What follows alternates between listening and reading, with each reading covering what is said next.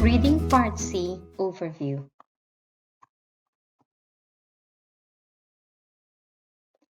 We will discuss the format and structure of Reading Part C, the various question types such as lexical questions, reading for understanding, and reading for inference. Lastly, we will give you some tips and strategies to help you get a good score in Part C. Let's have a look at the format and structure of the test.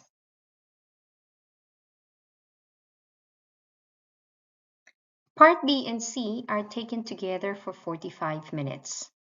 You have to manage your time well in Part B, typically 10 to 12 minutes only, to answer 6 questions. The less time you use here means you have more time to answer the 16 questions in Part C, which will require no less than 30 minutes to complete.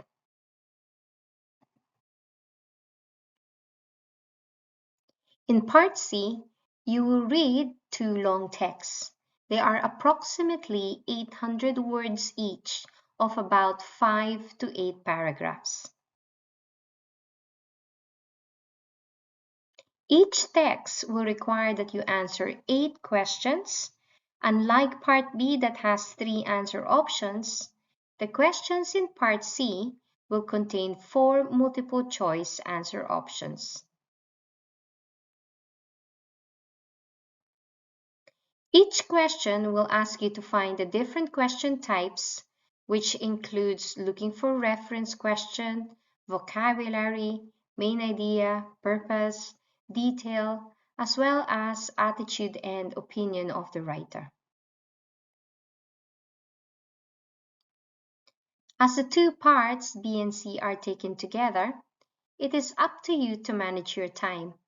Aim to answer Part C with at least 30 minutes for completion. Each paragraph in Part C may have 1 to 2 questions each. The answers to question 15 and 16 can be found in paragraph 1, while question 17 states that the answer is in paragraph 2. Question 18 signifies that you will find the answer in paragraph 3.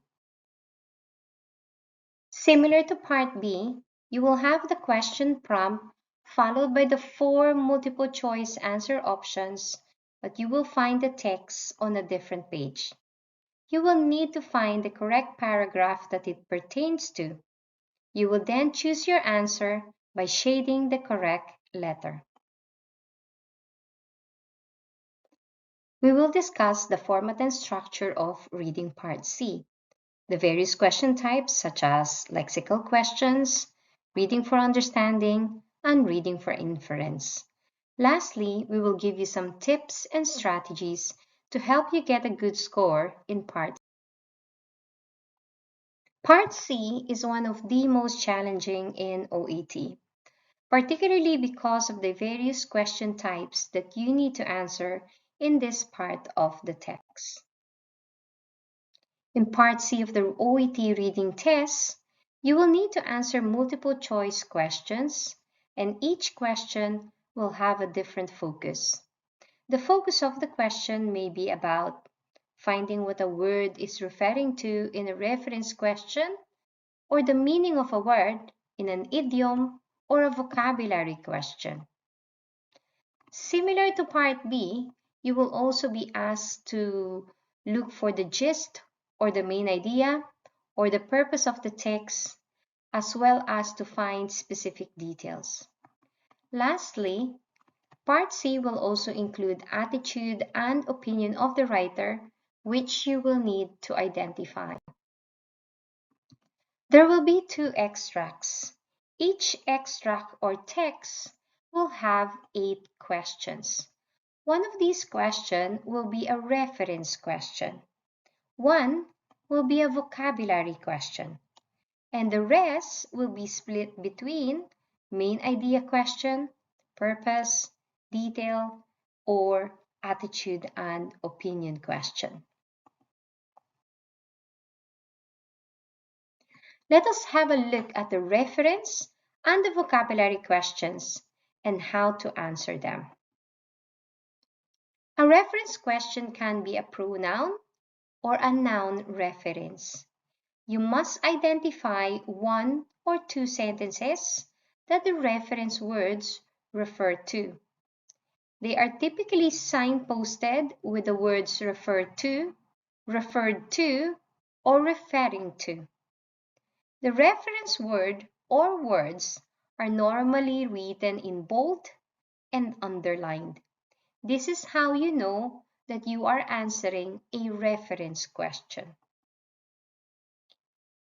In a reference question, we identify the sentence that contains your reference word. Remember that it's written in bold and underlined. We then need to identify the sentences before or after to find what the word referred to. In this example, the text said that adaptations are necessary to maintain viable pregnancy and sustain life before birth, but it will come at a cost. So what does the word cost refer to in this paragraph? We normally associate the word cost to payment. Before something can be acquired or done, we have to pay for it. The next sentence then contained the words, the biological trade-off is reduced growth. Trade-off means giving up one thing in return for another, or an exchange for one thing to be exchanged for another. An exchange can sometimes be our form of payment. So our payment in this instance is exchanging reduced growth for necessary adaptations to maintain viable pregnancy and sustain life before birth. This means that our correct answer is option D. In a vocabulary question, you will be asked to find the meaning of a word or the meaning of an idiom or idiomatic expression. The words look exactly the same as in our reference word. They are written in bold and underlined. The difference is that in this instance, we do not have the words refer, referred to, or referring to. This is your clue that you are answering a vocabulary question. In this question, we need to find the meaning of ubiquitous in relation to asbestos fibers. We again need to find the sentence that contains the word ubiquitous. And this sentence includes the phrase, widespread use of asbestos, its fibers are ubiquitous. If something is widespread, it means you can find it anywhere or you can find it everywhere. That means that our correct answer is option A. The sentence before the word ubiquitous says that it does not evaporate, dissolve, burn, etc. This looks like it is option C. But the text isn't really talking about asbestos fibers. It actually pertains to asbestos only. Hence, C is the wrong answer. The sentence below says that products are made or stockpiled with asbestos and that they remain in many homes since 1975. That is actually a long time, and this means it looks like option B. But again, this is talking about asbestos and not asbestos fibers. Hence, B is also the wrong answer. Option D, natural substance, is not found in the three sentences we looked at, and that confirms that it is also incorrect.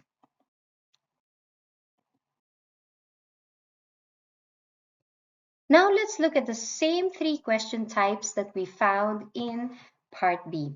This is your main idea, your purpose, and your detail.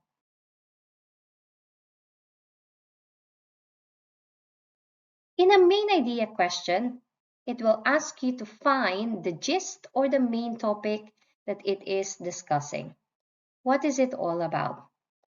Signposted by words such as tell, highlight, important, focus, or any question asking you to find the most important information or number one topic in the text. In this question, we are looking for the significance of the findings in Van Coulter's experiment. Significant is synonymous to important. This confirms that we are looking for the main idea in the text. What does Van Coulter's findings tells us? What's most important about it? Finding means the result of. It signifies something that happened after the experiment. The last sentence contains the finding. The finding is that they had a big surprise. Big, significant. The effect was much greater than they thought. Greater, significant. This is synonymous to option D, the extent of the contrast. How big is the contrast or difference between the men's metabolic state? They said that they said greater than we thought. This confirms that text D or option D is the right answer. Option A relates to the rate at which the sleep-deprived men enter a pre-diabetic state. But there was no mention of a rate here, so option A is not the correct answer. The same text relates to option C about the differences in each men, but there were no difference. Their glucose are all the same, resembling a pre-diabetic state. Hence, option C is the wrong answer. Option B talks about deprivation influencing men's glucose levels. Having an effect can mean influencing, but the text says we knew it would be affected, which means that Van Coulter and his team were actually not surprised. They were expecting this. And if they are not surprised, then it means it cannot have a significant or very important effect on them. This confirms that option C, that option B is not the right answer.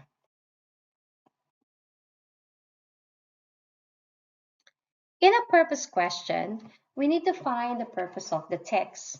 Why was it written? And what will the reader have to do after reading the text? The synonym includes the words goal, objective, intention, and sometimes the question will also include the question why or the word because. Now, this question on your screen wants you to find out the reason why Eve Van Coulter's words were spoken. The first part of the text gives us the background about sleep problems. It tells us that the more that we don't sleep, the more health problems we have. The next sentence shows the words of Van Coulter. It is used to explain the main, now the words written in here, are they used to explain the main causes of sleep deprivation? Are they being used to reinforce a view? Are they questioning some research findings? Or is Van Coulter's words used to describe the challenges involved in sleep deprivation research? While Eve said that when we deprive ourselves of sleep, things go wrong. That's how she said it in here. This means that if we don't have enough sleep, something will go wrong. What will go wrong? Where will it go wrong? It's actually our body. So she's talking about our body in here. There's not a system in our body that is not affected by sleep, which means if we don't sleep enough, things will go wrong. Things in our body will go wrong. If our body goes wrong, it means we're going to have health problems. And if you look at the sentence before, that is precisely what it said, okay? It said that people, when they don't sleep, when they sleep deprive themselves, they have myriad of health problems, okay? It means they're going to have a lot of health issues. Is it really explaining the main causes of sleep deprivation? The answer is no. It is explaining all about sleep deprivation, but it's not telling us the main causes. Causes means what caused it. Why are we not sleeping? But it never mentioned it in here. The next question is it reinforcing a view? So again, the first one says, if we don't sleep enough, we'll have health issues. What did Van Coulter say?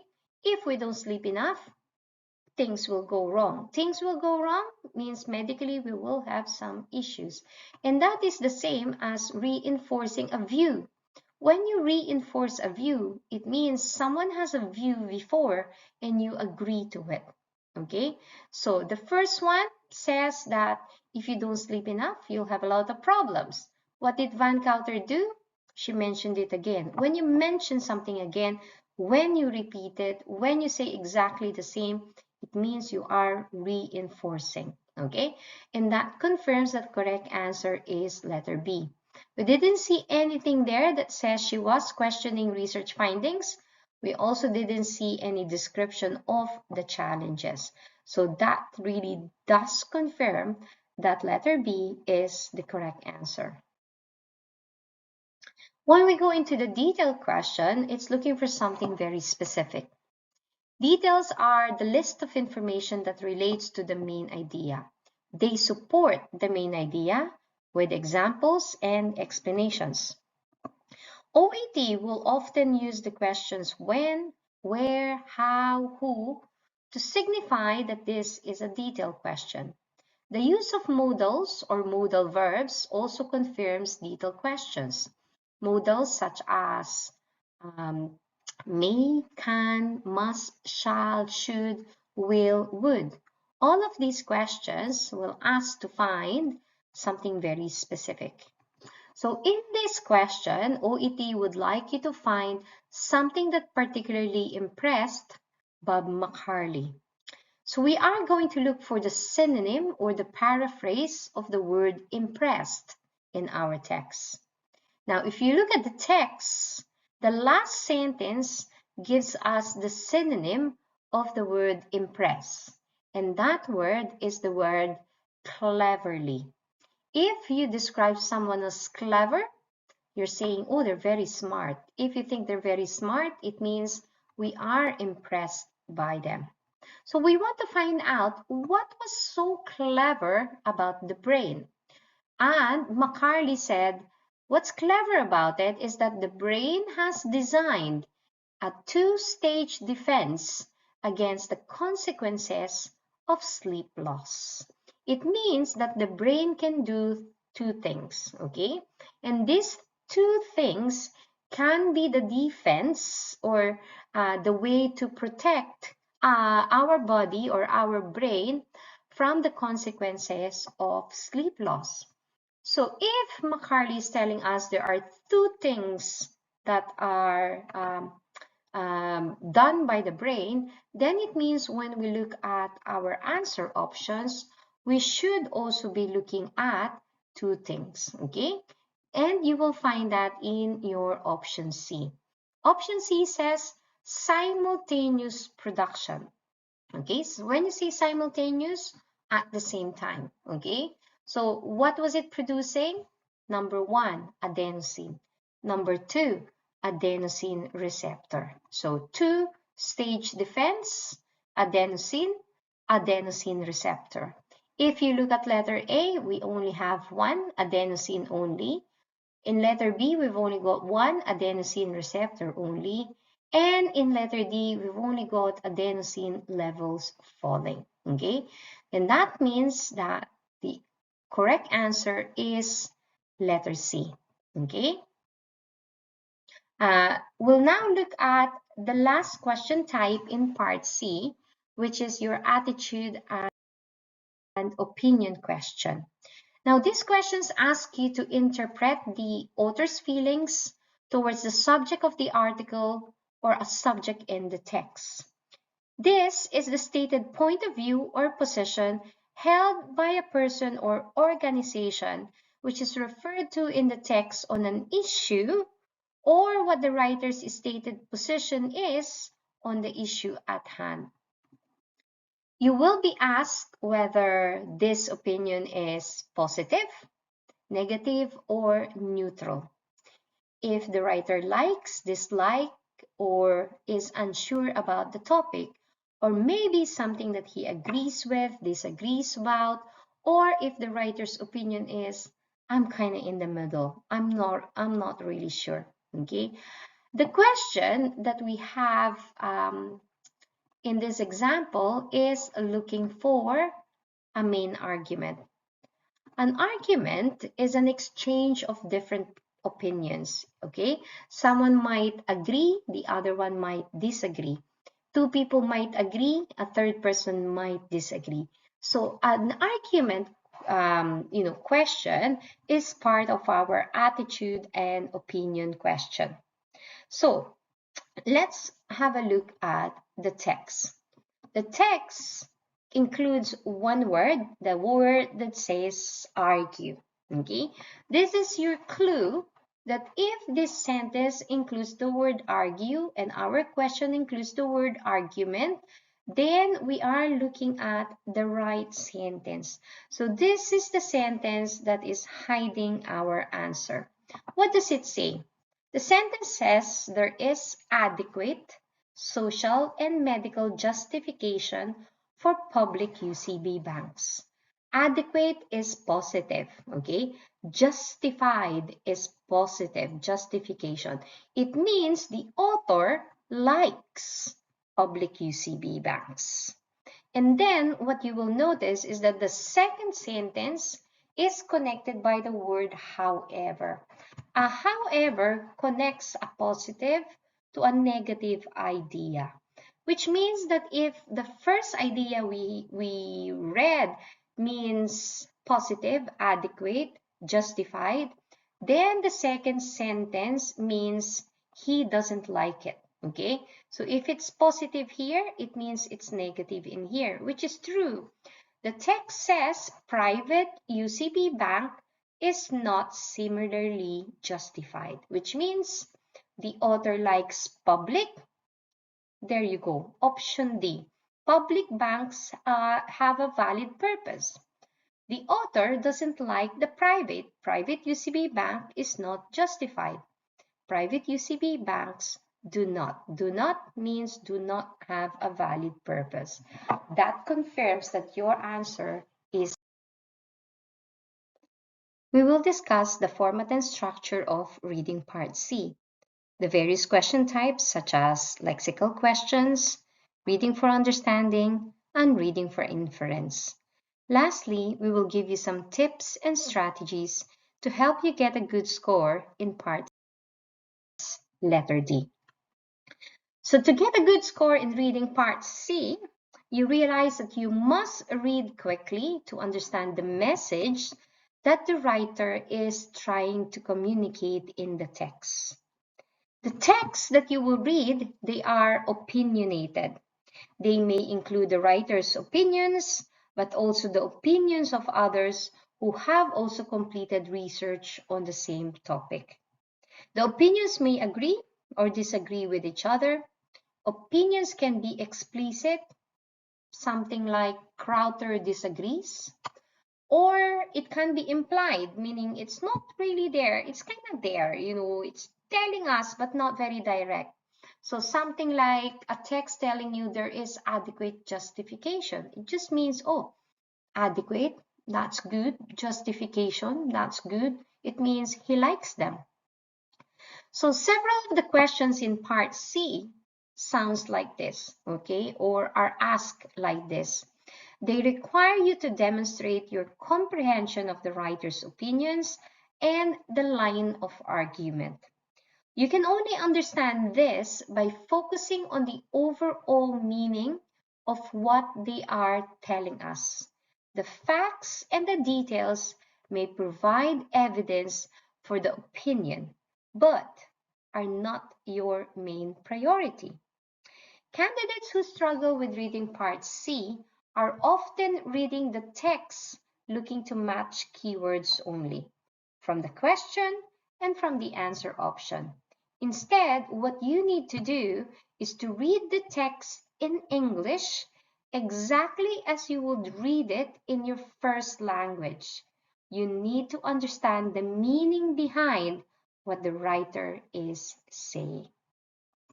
Part C is designed to check your understanding of comprehensive text, how you can infer meaning, and if you can identify the different points of view of the writer.